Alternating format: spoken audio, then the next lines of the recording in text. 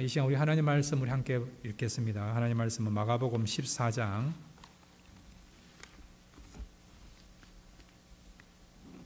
53절부터 65절까지 우리 함께 교독하겠습니다. 마가복음 14장 53절부터 65절까지입니다. 함께 읽겠습니다. 시작. 그들이 예수를 끌고 대제사장에게로 가니 대제사장들과 장로들과 서기관들이 다 모이더라. 베드로가 예수를 멀찍이 따라 대제사장의 집들 안까지 들어가서 아래 사람들과 함께 앉아 불을 쬐더라. 대제사장들과 온 공회가 예수를 죽이려고 그를 칠 증거를 찾되 얻지 못하니 이는 예수를 쳐서 거짓 증언하는 자가 많으나 그 증언이 서로 일치하지 못함이라.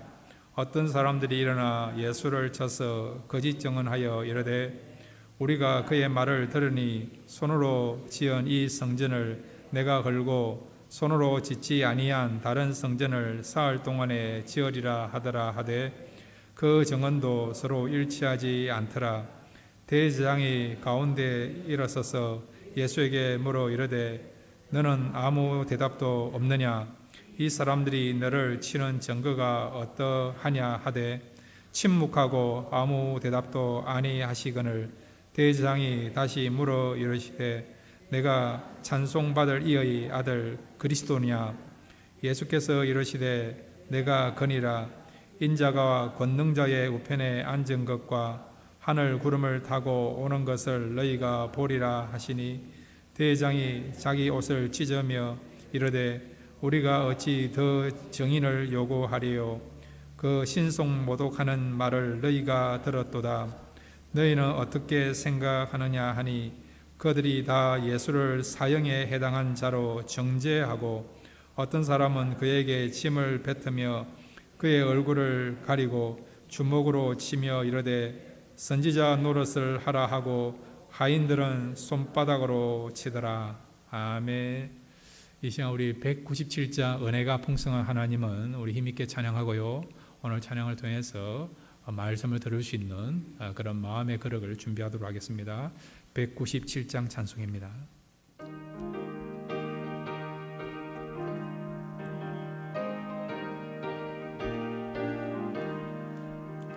은혜가 풍성한 하나님을 믿는 자 한 사람 한 사람 어제도 오늘도 언제든지 편찮고 보호해 주시네. 주여 성령의 은사들을 오늘도 내려 주소서. 성령의 뜨거운 불길로서 오늘도 충만케 하소서. 정욕과 죄악에 물든 맘을 성령의 불길로 태우사 정결케 하소서. 태우소서. 깨끗게 하여 주옵소서. 주여 성령의 은사들을 오늘도 내려 주소서. 성령의 뜨거운 불길로서 오늘도 충만케 하소서.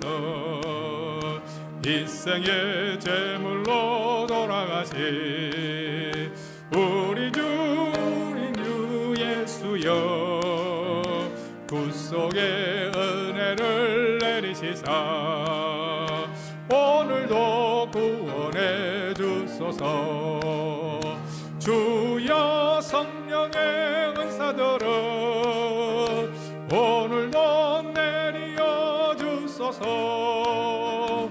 성령의 뜨거운 불길로서 오늘도 충만케 하소서.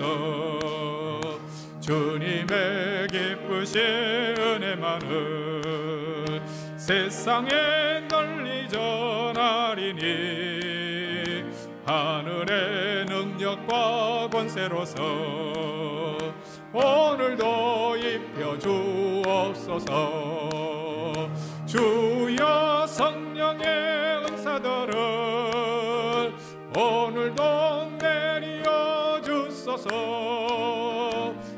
성령의 뜨거운 불길로서 오늘도 충만케 하소서. 주여 성령의 은사들을 이 시간 내리어 주소서. 성령의 뜨거운 불길로서 이 시간 충만케 하소서. 아멘.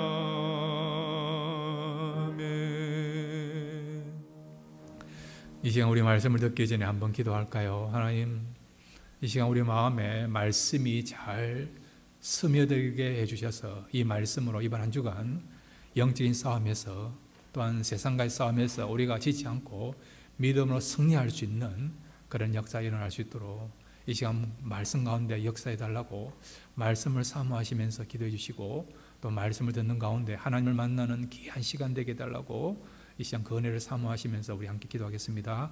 우여 주여 한번 부르고요, 함께 기도하겠습니다. 주여. 아버지 하나님 감사합니다. 이 시간 말씀 듣기를 원합니다. 말씀이 잘 들려지게 하옵소서. 말씀이 우리 마음에 잘 스며들게 하여 주옵소서. 말씀의 타치가 일어나게 하여 주옵소서. 이 말씀을 들음으로 영의 양식을 우리가 공급받게 하시고, 이 말씀을 들음으로 우리 마음에 있는 모든 어떤 어두움들이, 그런 어떤 두려움들이 물러가게 해주시고, 자유함 있게 해주시고, 평강이 넘치게 해주시고, 진정한 그런 영적인 회복과 치유가 일어나는 역사 있게 하여 주옵소서. 우리 하나님은 말씀 가운데 역사하시는 하나님이십니다. 이 우주를 말씀으로 창조하신 하나님, 그 하나님의 역사와 그 하나님의 임재가 오늘 말씀 가운데 나타나게 하여 주옵소서. 모세가 오렙산에서 불꽃 가운데서 임재하시는 하나님을 만남으로 새로운 인생을 살게 된 것처럼 이 시간 말씀 가운데 역사하시는 하나님을 만남으로 우리 인생이 달라지게 해주시고 변화되게 해주시고 정말 새로운 인생을 사는 놀라운 역사가 오늘 말씀 가운데 임재하여 주옵소서. 성령님 이곳에 운행하여 주셔서 한 사람 한 사람을 만나주시고 타치하여 주옵소서. 그래서 우리가 누구인가를 알게 해주시고 새롭게 변화되고 다시 한번 말씀 앞에 순종하며 결단하며 헌신할 수 있는 놀라운 변화의 역사가 이 시간 말씀 가운데 나타나도록 도와주옵소서. 오늘 크신 은혜 베풀어 줄 줄 믿습니다. 우리를 새롭게 줄 줄 믿습니다. 주신 말씀을 결성합니다. 예수님의 이름으로 간절히 기도드렸습니다. 아멘.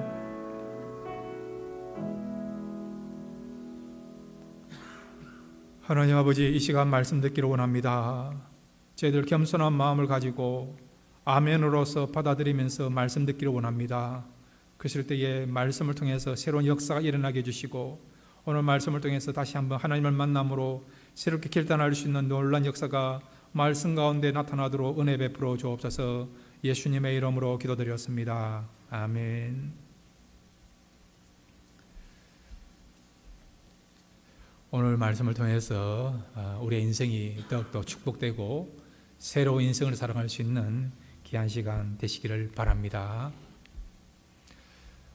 우리가 이 성경책을 하나님의 말씀이라고 그렇게 알고 있습니다. 그런데 이 성경책을요, 하나님의 말씀으로 우리가 받아들이고 그렇게 또 이해하는데, 이 성경을 또 다른 관점에서 보면 하나님의 말씀에 대해서 사람들이 어떻게 반응하고 있는가, 그런 관점에서 또 성경을 볼 수 있습니다. 사람들이 이 하나님의 말씀에 대해서 어떻게 반응하느냐, 이 반응에 대해서도요, 두 가지 면을 우리가 발견할 수 있어요. 성경에 보면 어떤 사람들은 하나님의 말씀에 대해서 순종으로 반응하는 사람이 있어요. 순종함으로 어렵고, 그리고 또한 참된 삶을 살아가고 또 하나님께서 인정하시는 그런 삶을 살아가는 사람들이 나와 있고요. 반면에 이 하나님의 말씀에 대해서 불순종함으로 말미암아 정말 안타깝고, 그리고 영적으로 실패하고, 그리고 또한 패배한 인생을 살아가는 사람들이 있다는 겁니다. 오늘 성경에 보면 안타깝게도 하나님의 말씀에 대해서 불순종으로서 반항함으로 말미암아 영적으로 성공하지 못하고 실패하고 또한 패배한 인생을 살아가는 사람들이 있습니다. 이 사람들과 살펴봄으로써 우리가 교훈을 삼고요, 저와 여러분 남은 생애가 영적으로 승리하시고 또 영적으로 성공하셔서 정말 복되고 아름다운 인생을 살아갈 수 있는 귀한 시간이 되시기를 바랍니다. 오늘 말씀의 제목이 실패하는 인생을 사람들이라는 제목인데, 이 말은 다르게 말하면 성공하는 인생을 살기 위해서는 우리가 어떻게 살아야 될 것인가, 그런 말씀입니다. 두 가지 교훈을 함께 생각하겠습니다. 첫 번째는 우리 같이 따라해 주시기 바랍니다. 예수님을 멀찍이 따라가면 실패한다. 오늘 베드로가요, 예수님을 따라가기는 따라갔는데 가까이 따라가지 않고 멀찍이 따라가면 말미암아 결국 영적으로 실패하는 것을 보게 됩니다. 자, 오늘 성경 여러분, 마가복음 14장 53절에서 54절 우리 다시 한번 읽겠습니다. 시작. 그들이 예수를 끌고 대제사장에게 가니 대제사장들과 장로들과 서기관들이 다 모이더라. 베드로가 예수를 멀찍이 따라 대제사장의 집들 안까지 들어가서 아래 사람들과 함께 앉아 불을 쬐더라. 아멘. 예수님이 겟세마네 동산에서 밤이 맞도록 헌신적으로 최선을 다해서 기도하셨어요. 기도가 끝나자마자 가룟 유다가 대제사장의 그런 하인들을 데리고 예수님을 체포하기 위하여 이 겟세마네 동산까지 나왔습니다. 결국 예수님이 체포되어서 지금 대제사장의 관저에 들어가 계시고 그곳에서 신문을 받고 계십니다. 그런데 다른 제자들은 다 예수님을 떠나서 도망갔는데 베드로는 지금 멀찍이 예수님을 따라서 지금 대제사장이 집이 있는 이곳까지 베드로가 그곳까지 가게 된 것을, 이곳까지 도착하게 된 것을 보게 됩니다. 그런데 오늘 성경은 베드로의 이런 행동에 대해서 뭐라고 말씀하고 있느냐, 멀찍이 따라왔다라고 그렇게 말씀한다는 겁니다. 여기에 굉장히 깊은 어떤 의미가 있다는 거죠. 멀찍이란 말은 여러분 단순하게 거리를 두었다 그런 의미가 아니고요, 이 속에는 영적인 그런 의미가 있다는 것을 말씀해 주고 있습니다. 베드로가 예수님을 만난 뒤로부터는요 3년 반 동안 예수님과 늘 함께 했습니다. 예수님과 늘 가까이 지냈습니다. 그럴 때는 문제가 없었어요. 어려움이 없었어요. 그런데 지금 베드로는 예수님을 따라왔지만은 가까이 따라온 것이 아니고 멀찍이 예수님을 따라온 것을 우리가 보게 됩니다. 자, 그러면 여러분, 이렇게 베드로처럼 예수님을 따라가되 가까이 따라가지 않고 멀찍이 따라가게 되면 어떤 일이 벌어지느냐? 두 가지 현상이 나타나요. 첫 번째는 예수님의 음성을 들을 수 없다는 겁니다. 예수님의 말씀을 듣지 못한다는 거예요. 예수님과 가까이 지내고 처근거리 있을 때는 예수님의 음성을 듣고 예수님께서 전해주신 말씀을 들었어요. 말씀을 듣게 되면 여러분 영적인 양식을 공급받지 않습니까? 그리고 영적으로 계속해서 아름다운 삶을 살아갈 수 있고 영적인 그런 컨디션을 유지할 수 있는 거예요. 여러분이 음식을 먹음으로 건강을 유지하는 것처럼, 몸을 유지하는 것처럼 음식을 먹지 못하면 점점점 힘이 빠지고 쇠약해서 힘을 쓰지 못하지 않습니까? 여러분이 일을 하고 힘을 내기 위해서는 음식을 먹어야 되는 것처럼 하나님의 사람들은 매 순간마다 주님의 말씀을 들어야 되는 겁니다. 말씀을 들어야만이 우리가 영적으로 공급받아서 영적으로 살아갈 수 있는 거예요. 베드로가 예수님과 가까이 있을 때는 늘 예수님 통해서 말씀을 들은 겁니다. 말씀이라고 하는 그런 영적인 에너지를 공급받은 것입니다. 그래서 영적인 싸움에서 그가 지지 않고 승리할 수 있는 삶을 살게 된 거예요. 그런데 지금 예수님과 지금 거리가 멀어져 있습니다. 멀찍이 주님을 따라갔습니다. 그랬더니 주님을 통해서 말씀을 공급받지 못하니까 영적인 그런 어떤 양식을 공급받지 못하게 되니까 결국 어떤 일이 벌어집니까? 육으로 살아가게 되고요. 그리고 또한 영적인 싸움에서 패배하게 되는, 실패하게 되는 그런 상황에 놓이게 된 것입니다. 두 번째로 여러분, 예수님을 우리가 멀찍이 따라가게 되면 우리의 그런 어떤 소리가요, 전달이 안 된다는 거예요. 가까이 있으면 전달이 되지 않습니까? 부르면 상대방이 그것을 듣고 반응을 보이지 않습니까? 지금 베드로가요, 예수님과의 거리가 멀어져 있어요. 그래서 예수님한테 자기 의사를 전달할 수 없는 그런 상황이 되었습니다. 자, 여러분, 우리가 우리의 마음에 있는 생각들을 또 여러분이 원하시는 그런 내용들을 전달하는 것을 우리가 뭐라고 이야기합니까? 기도로 하지 않습니까? 기도. 그러니까 주님을 우리가 멀찍이 따라가고 주님과의 관계가 멀어지면 멀어질수록 뭐가 막힌다고요? 기도가 막힌다는 거예요.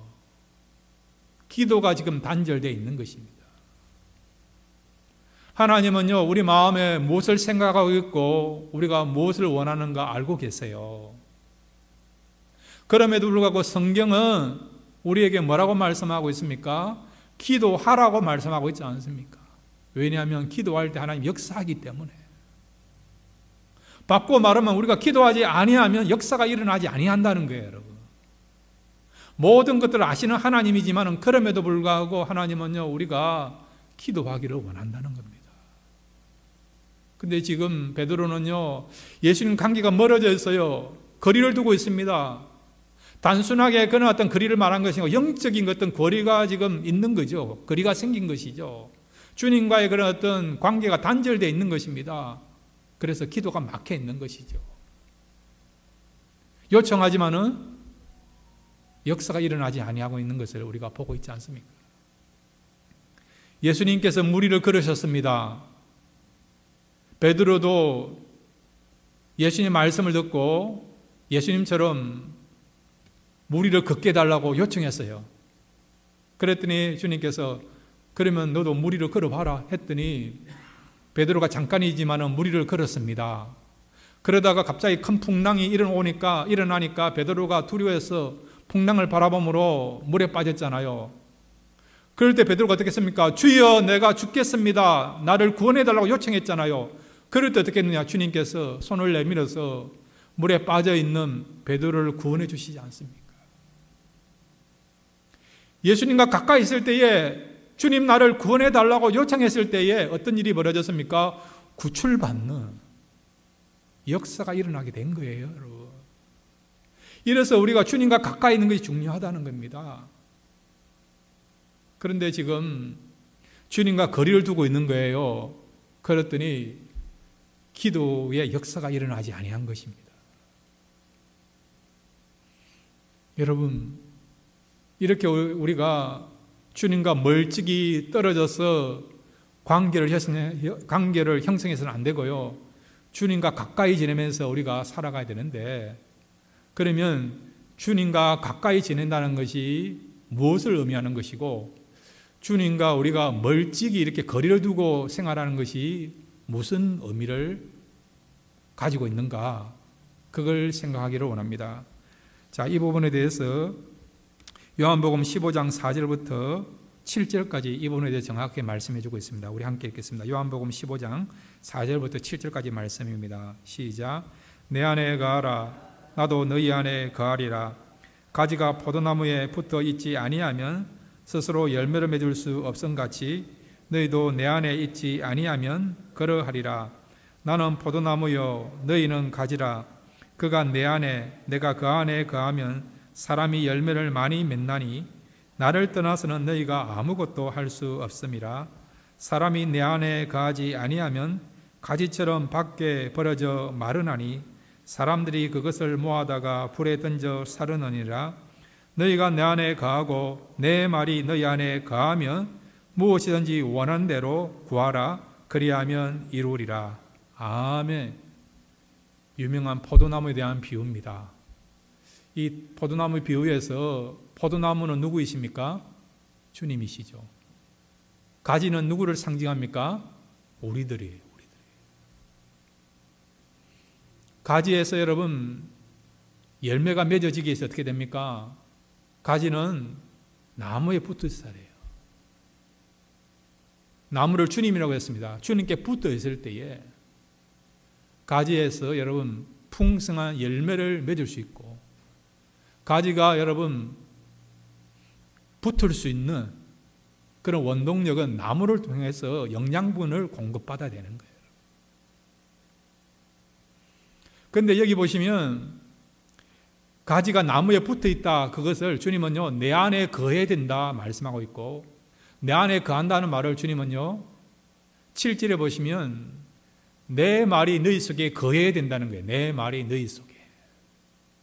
이 말씀은 우리가요 말씀 속에 거하고 말씀을 통해서 날마다 먹을 때에 결국 주님과의 관계가 밀접한 관계가 되고, 또 영적으로 우리가 양식을 잘 공급받으면 말미암아 우리가 이 영적인 싸움에서 우리가 승리할 수 있고 넘어지지 않고 그렇다는 아름다운 열매를 맺는 삶을 살아갈 수 있다는 겁니다. 한 번씩 여러분 바람이 불고 그 다음에 비가 오고 그렇게 하지 않습니까? 그럼 어찌 되느냐? 가지가 나무에서 떨어져 나가요. 떨어져 나가면 어찌 됩니까? 생명이 없으니까 주우다가요 결국 불쏘시개로 사용되는 것이 가지의 인생 아닙니까? 그런데 이 가지가요 나무를 통해서 풍성한 영양분을 공급받으면 바람이 불고 비가 오더라도 잘 붙어 있습니다. 그 시간이 지나면요 이 가지에서 열매가 맺히지 않습니까? 결국 이 가지의 생명은 얼마나 나무에 잘 붙어 있느냐 아니면 못 붙어 있느냐, 그게 달려 있다는 거죠. 이 가지가 나무에 잘 붙어 있기 위해서 어떻게 되느냐? 나무로부터 풍성한 영양분을 잘 공급받아야 된다는 것입니다. 이 영양분이 무엇입니까? 말씀이라는 거죠. 다시 한번 여러분 요한복음 15장 7절 말씀, 이런 의미를 가지고 다시 한번 읽겠습니다. 시작.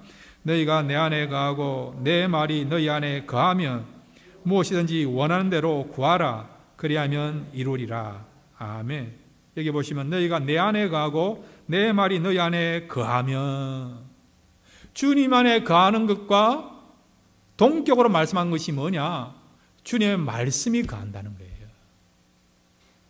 주님의 말씀이 우리 안에 거하고 우리가 주님 말씀 안에 거한다는 것입니다.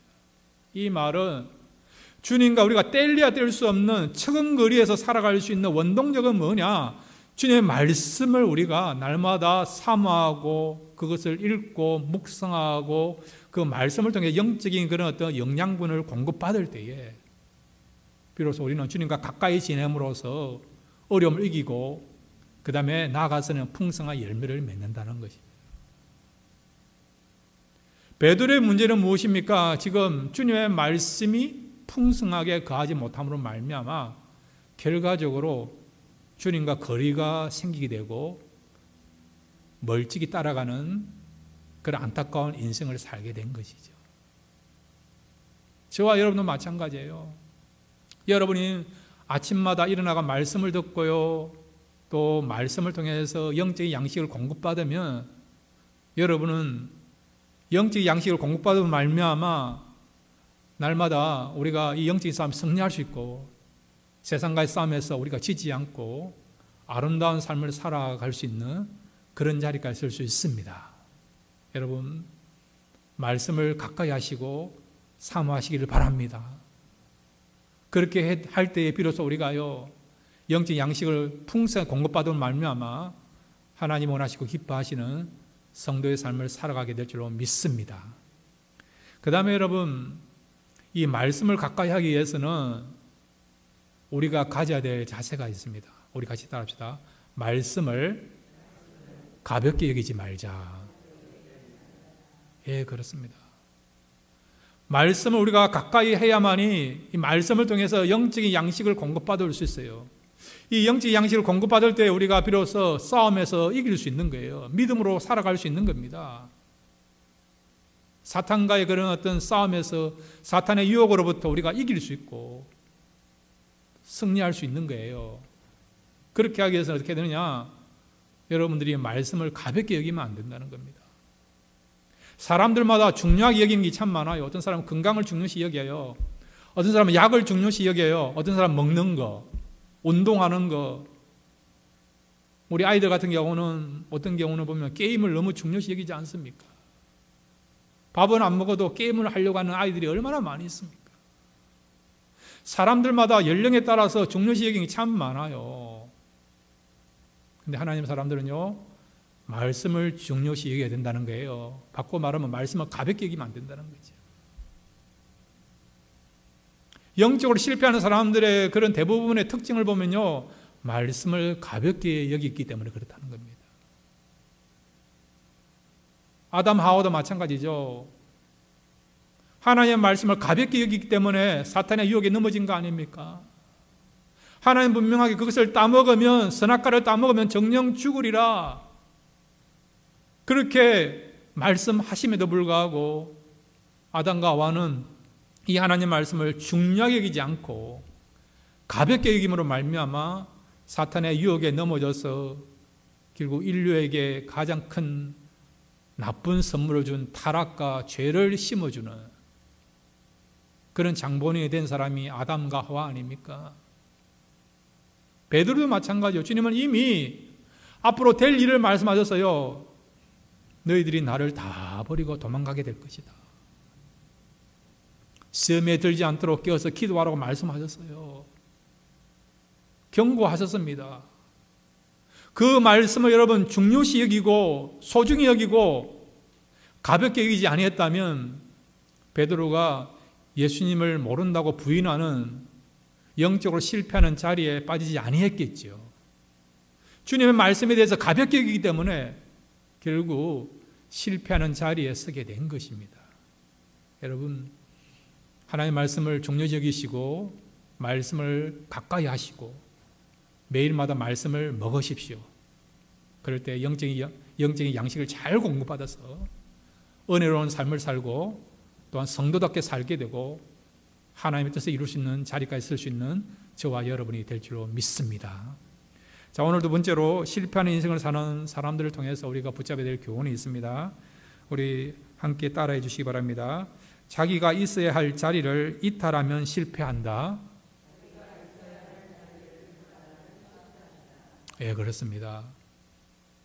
하나님이 우리를 세상에 보낼 때는요, 우리가 있어야 될 자리가 있어요.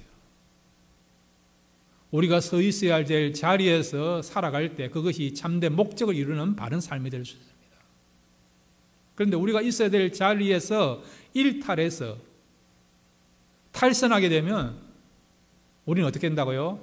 실패하는 인생을 산다는 거예요. 실패하는 인생을 산다는 겁니다. 오늘 성경에 보면 자기들이 있어야 될 자리를 지키지 못하고 다른 자리에 서 있음으로 말미암아 실패하는 그런 안타까운 인생을 사는 사람들이 나와 있습니다. 56절부터 우리 59절까지 같이 한번 읽겠습니다. 56절부터 59절입니다. 시작. 대제사장들과 온 공회가 예수를 죽이려고 그를 칠 증거를 찾되 얻지 못하니 이런 예수를 쳐서 거짓 증언하는 자가 많으나 그 증언이 서로 일치하지 못함이라. 어떤 사람들이 일어나 예수를 쳐서 거짓 증언하여 이르되 우리가 그의 말을 들으니 손으로 지은 이 성전을 내가 헐고 손으로 짓지 아니한 다른 성전을 사흘 동안에 지으리라 하더라 하되 그 증언도 서로 일치하지 않더라. 아멘. 자, 오늘 본문에 보시면 특별히 여러분 거기 53절에 보시면 대제사장과 그 다음에 서기관 장로들이 나와요. 이들이 지금 예수님을 체포해 놓고 신문을 하려고 합니다. 왜 신문하려고 합니까? 예수님을 잡아들여서 죽이기 위해서, 제거하기 위해서 신문하는 거죠. 그 당시 이스라엘 나라는 로마에 의해 식문지 지하에 있었어요. 사법권이 로마에게 있습니다. 특별히 로마 총독에게 있어요. 사람들을 함부로 죽일 수 없는 것입니다. 예수님을 죽이기 위해서는 로마 총독의 재가를 받아야 돼요.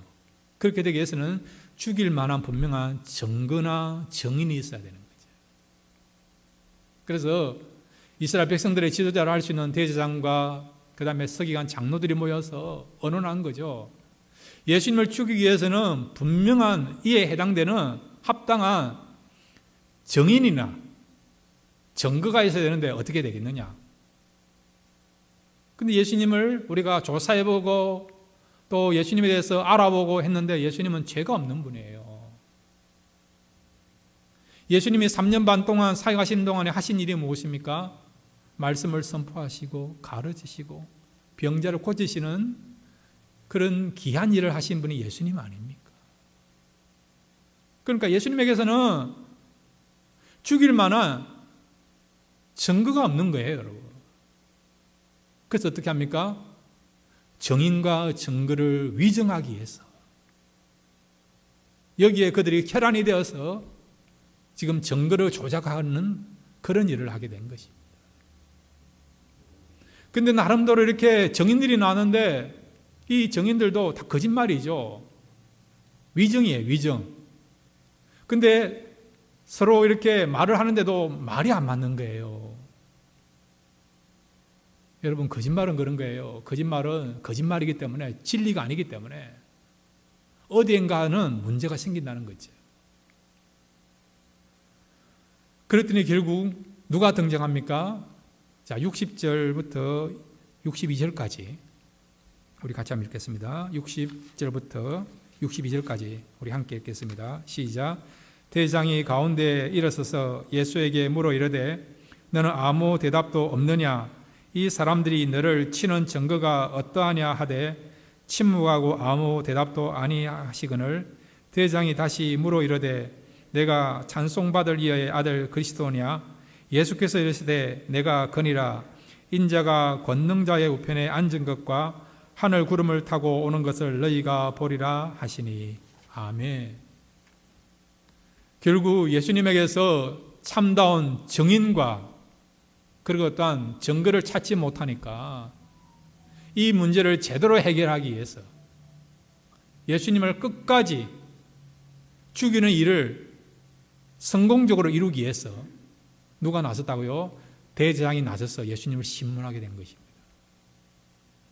자, 여러분, 대제사장은 무슨 일을 하는 사람입니까? 백성들을 위해서 기도하는 사람 아닙니까? 성전에 여러분 등불을 켜놓고 백성들을 위해서 기도의 그런 사명을 가진 자가 대제사장 아닙니까? 그 다음에 여러분, 대제사장은 무슨 일을 합니까? 예배를 주관하지 않습니까? 이 예배를 통해서, 구약으로 말하면 제사를 통해서 하나님과 백성이 화해하도록 하기 위해서 그런 귀한 사명을 가지고 그 일을 하는 사람이 누굽니까? 대제사장 아닙니까? 또한 대제사장 무슨 일을 합니까? 1년에 한 번 7월 10일 날 지성소에 들어가서 백성들의 죄를 사하기 위해서 송아지 피를 들고 지성소에 들어가서 중보의 역할을 감당하는 그런 귀한 사명을 가진 자가 누굽니까? 대제사장 아닙니까?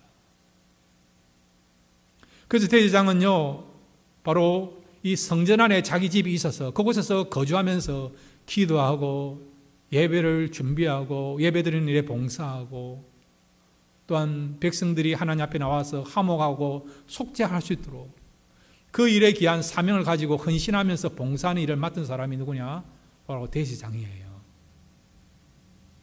대제사장이 써야 될 자리는 바로 기도하는 자리이고 섬기는 자리였다는 것입니다. 그런데 이 대제사장이 지금 어디에 서 있습니까? 진정한 대제사장이 예수님을 신문하기 위하여 지금 서 있지 않습니까?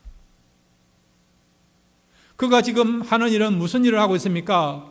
의인이시고 죄가 없는 예수님을 어떻게 하여 죄인으로 만들기 위해서 위정하려고 하는 이런 악을 행하는 그 자리에 지금 대제사장이 서 있다는 거죠. 이것을 보고 우리는 타락이라고 이야기하는 것입니다. 타락이 뭔지 아십니까? 하나님의 백성이 있어야 될 자리에 있지 않고 그 자리를 이탈할 때 그것이 뭐냐? 타락이라고 이야기하는 것입니다. 반면에 여러분, 서기관들도 마찬가지예요. 서기관들이 무슨 일을 하는 사람들입니까? 이 사람들은 율법에 대한 전문가입니다.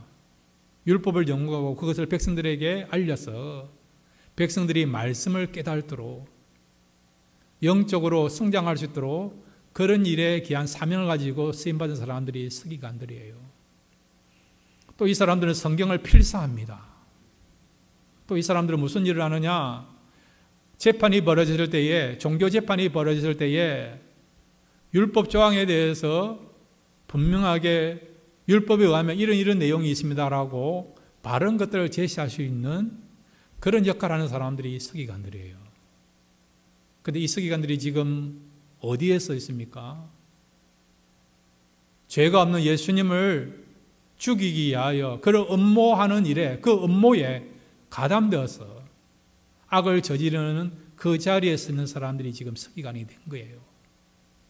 철저하게 백성들을 섬기고 봉사하도록 하기 위해서 사명을 가진 사람들이 서기관인데 불구하고 그 사명을 저버리고 오히려 그들의 권력과 부와 명예를 축적하기 위해서 악을 서슴없이 저지르는 그 일에 지금 서 있는 사람들이 서기관이 되게 된 것입니다. 장로도 마찬가지예요. 이 장로라는 것은 여러분, 사례드린 공회 안에 있는 자문 역할을 하는 그런 원력국에 해당되는 사람들이 이 장로들입니다. 사례드린 공회 안에서 회의를 진행할 때 만약에 여러분 그 멤버들이, 회원들이 바른 것을 결정하지 못할 때에 바르게 조언하고 충고해주는 그런 자문 역할을 하는 사람들이 이 장로들이에요. 이들 역시도 마찬가지예요. 지금 그들이 있어야 될 자리에서 탈선되어서 예수님을 죽이려고 하는 그 업무에 지금 가담되어서 악한 일을 하고 있는 그 자리에 쓴 사람들이 지금 오늘 성경하는 장로들이었다는 것입니다. 이들 모두가요, 자기들의 있어야 될 자리를 저버리고 지금 엉뚱한 자리에서 악을 행하는 악한 자가 되었다는 것입니다. 여러분, 목회자가 쓸 자리가 있고요, 성도들이 써야 될 자리가 있고요, 이것뿐만 아니라 부모님은 부모님으로서 써야 될 자리가 있고 자녀들은 자녀들이 있어야 될 자리가 있습니다. 또 사업을 경영하신 분은 사업주로서 써야 될 자리가 있고 또한 직장생활 하신 분은 직원으로서 써야 될 자리가 있습니다. 이 자리들을 참 감당할 때에 저와 여러분은요, 영적으로 성공하고 승리하는 삶을 살아가게 될 줄로 믿습니다. 만약에 우리가 써야 될 자리에서 우리에게 주신 그 사명을 잘 감당하지 못하고 한다면 때로는 세상적으로는 여러분이 성공을 이룰 수 있을는지는 모르지만은 그러나 하나님 앞에서는요, 진정한 영적으로 성공하는 사람이 될 수 없다는 것입니다. 자, 여러분, 요한계시록 2장 10절 말씀을 읽고 이제 오늘 말씀을 마무리하기를 원합니다. 요한계시록 2장 10절 말씀 함께 읽겠습니다. 시작. 너는 장차 받을 고난을 두려워하지 말라. 볼지어다 마귀가 장차 너희 가운데서 몇 사람을 옥에 던져 시험을 받게 하리니 너희가 10일 동안 환난을 받으리라. 내가 죽도록 충성하라. 그리하면 내가 생명의 관을 내게 주리라. 아멘. 환난과 시험과 유혹과 어려움이 있습니다. 그럼에도 불구하고 하나님의 사람들은요, 끝까지 우리가 충성해야 된다는 거죠. 우리에게 맡기신 그 사명을 붙잡고 목회자로서, 성도로서, 부모로서, 또한 오너로서, 직원으로서 우리가 서 있는 자리에서 충성하면 하나님께서 허락하신 생명의 면류관, 하나님이 우리에게 주시는 그 놀라운 상급받는 자리에 저와 여러분이 서게 될 줄로 믿습니다. 우리가 서 있어야 할 자리에서 최선을 다해서 그 사명을 감당함으로 하나님 앞에 섰을 때에 잘했다, 충성된 종이다, 그렇게 칭찬받고 인정받을 수 있는 저와 여러분이 되시기를 주님의 이름으로 축원드립니다. 같이 기도하겠습니다. 하나님, 오늘 말씀을 통해서 다시 한번 말씀을 가까이 하기를 원하고 또한 말씀을 통해서 날마다 영의 양식 공급받기를 원합니다. 그뿐만 아니라 우리 각자마다 주신 자리가 있습니다. 우리에게 주신 그 사명들이 있습니다. 이 자리들과 사명들을 잘 감당함으로 생명의 면류관, 의의 면류관, 또 주님이 칭찬하실 때에 그 반열에, 그 위치에 설 수 있는 우리의 남은 생이 되도록 축복하여 주옵소서. 성령께서 우리를 그 자리에 서도록 이끌어 가실 줄로 믿습니다. 예수님의 이름으로 기도드렸습니다. 아멘.